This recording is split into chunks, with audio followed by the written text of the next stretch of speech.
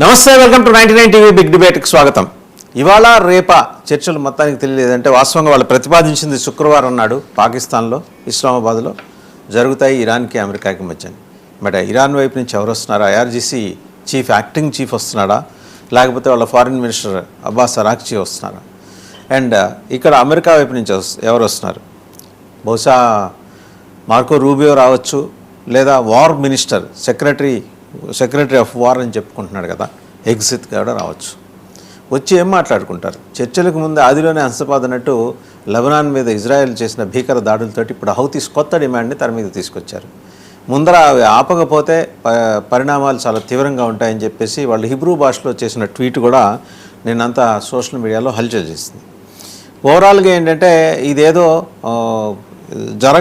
జరగని పెళ్ళికి పెద్దలందరూ కలిసి సమావేశమైనట్టుగా ఉంది. ఈ పెళ్లి జరిగేలా లేదు, ఈ ఒప్పందం కుదిరేలా లేదని చెప్పేసేదానికి ఇజ్రాయెల్ ఉద్దేశపూర్వకంగా ఇదంతా చేస్తోందా, ఈ చర్చలు జరగకుండా చేస్తుందా అనే అనుమానాలు లేకపోలేదు. అది బలంగా నమ్మేవాళ్ళు కూడా ఉన్నారు.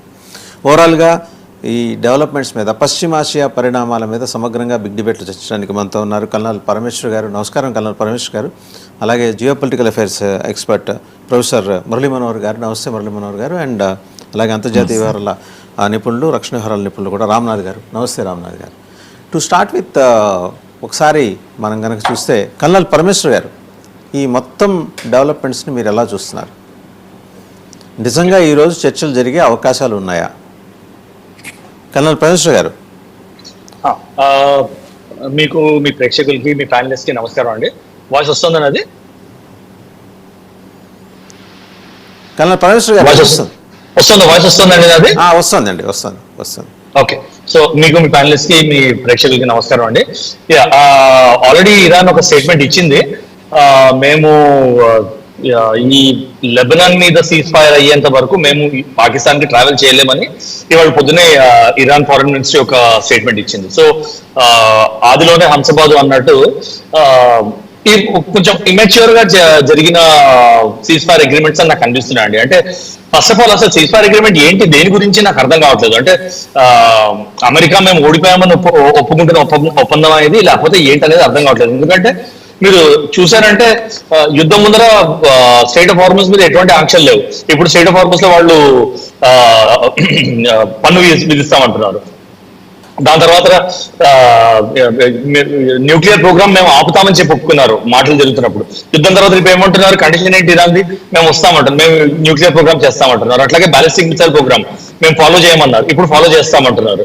సో అంటే సీజ్ ఫైర్ తర్వాత మీకు బెనిఫిట్ అయిందా, లాస్ అయిందా ప్రపంచానికి, ఇజ్రాయెల్ కానీ? అండ్ దానివల్ల ఏమైందంటే Israel is not in agreement, Israel ఎక్కడా ఇన్వాల్వ్ చేయలేదు ఈ సీజ్ ఫైర్ టాక్స్ అమెరికా అని చెప్పి ఒక మాట వస్తుంది.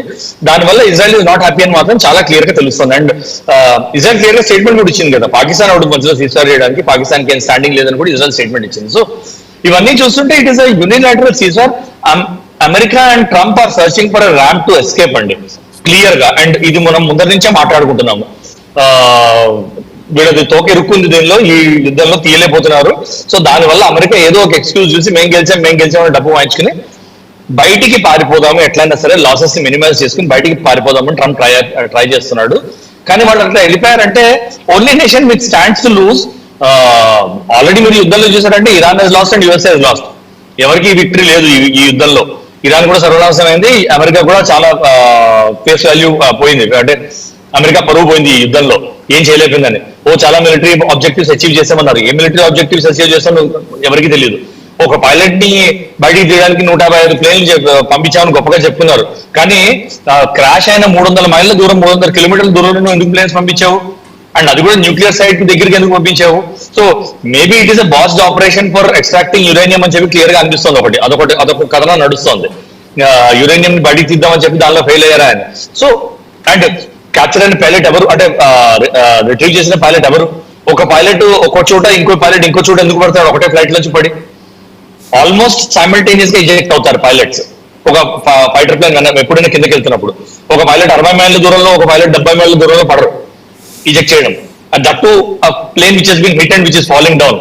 ఇంకో పైలట్ 70 మైళ్ళ దూరం దాకా ఎందుకు ఆగుతాడు? ఒక పైలట్ రిజెక్ట్ చేసినప్పుడు. సో అండ్ వీటిలన్నింటిలో ఆటో రిజెక్ట్ బటన్స్ కూడా ఉంటాయి. సో జస్ట్ బటన్ ప్రెస్ చేస్తే ఇద్దరు రిజెక్ట్ అయిపోతారు. సో ఇవన్నీ అన్ఆన్సరబుల్ క్వశ్చన్స్ వీటిల్లో. సో ఈ సీజ్ ఫైర్ కూడా చాలా షేకీ వాటర్ మీద అయినట్టు మీరు నిన్న ఎక్స్ హ్యాండిల్ లో చూస్తే, షెబాజ్ షరీఫ్ హ్యాండిల్ లో చూస్తే మీకు అది కూడా కనిపిస్తుంది. Draft message for Pakistani prime minister అని ఉంది. డ్రాఫ్ట్ మెసేజ్ ఫర్ పాకిస్తాన్, ఆయన అది కట్ పేస్ట్ చేసి కంట్రోల్ సి కంట్రోల్ వి చేశాడండి, కనీసం జాగ్రత్త కూడా తీసుకోవాలి యాజ్ ఇట్ ఈస్. అదే కదా. సో ఏంటంటే అంటే draft message for Pakistani prime minister ఎవరు పెడతారు? పాకిస్తాన్ డిప్లొమాట్ పెట్టరు కదా. In Pakistan is already prime minister. Pakistani prime minister అనేది ఎవరు? యుఎస్ డిప్లొమాట్స్ కానీ యుఎస్ వైట్ హౌస్ ఆఫీషియల్స్ కానీ. లేకపోతే ప్రెసిడెంట్, యుఎస్ ప్రెసిడెంట్ అంటారు యుఎస్ డిప్లొమాట్స్ కాదు, మిస్టర్ ప్రెసిడెంట్ అంటారు. సో పాకిస్తానీ ప్రైమ్ మినిస్టర్ అనేవాడు యుఎస్ డిప్లొమాట్స్ మాత్రమే. అంటే వాళ్ళు చేసి ఇచ్చిన మెసేజ్ ఈయన పాపం కట్ పేస్ట్ చేయడంలో కూడా పొరపాటు చేశాడు తెలియక.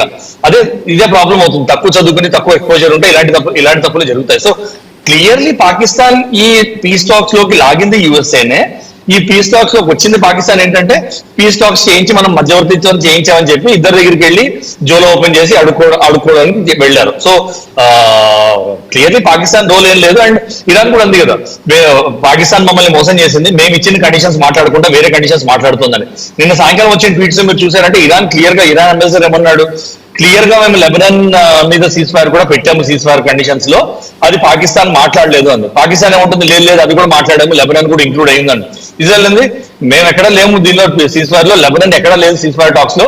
సో లెబనాన్ మీద మనం నడుస్తూనే ఉంటాం, హౌతీ రెబల్స్ మీద అంటారు. So there is clearly disagreement. But what I foresee is ఈ యుద్ధం ఎక్కువ రోజు కంటిన్యూ కాదు. ఎందుకంటే America is not going to continue this war too much.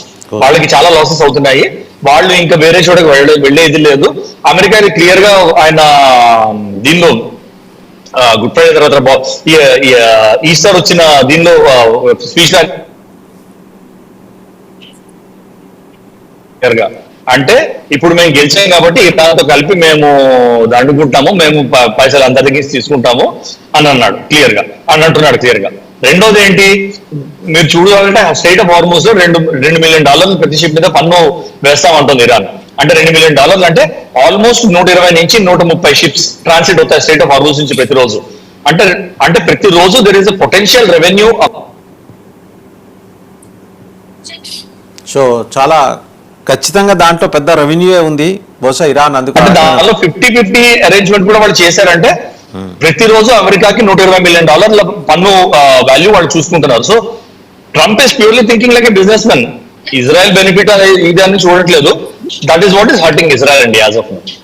Right. ఒకసారి ప్రొఫెసర్ మురళీ మనోహర్ గారి దగ్గర వెళ్తాం. ప్రొఫెసర్ మురళీ మనోహర్ గారు, ఇజ్రాయిల్ ఎక్కడ కూడా కాంప్రమైజ్ అయినట్టు కనిపించట్లేదు. అండ్ ఈ ఒప్పందం ఇజ్రాయెల్కి ఏమాత్రం ఇచ్చపూర్వకంగా లేదు. అండ్ మమ్మల్ని కన్సల్ట్ చేయకుండా ఏకపక్షంగా తీసుకోవడం అనేది మరి వీళ్ళ కోసమే కదా ఆయన యుద్ధంలోకి దిగింది. వాస్తవంగా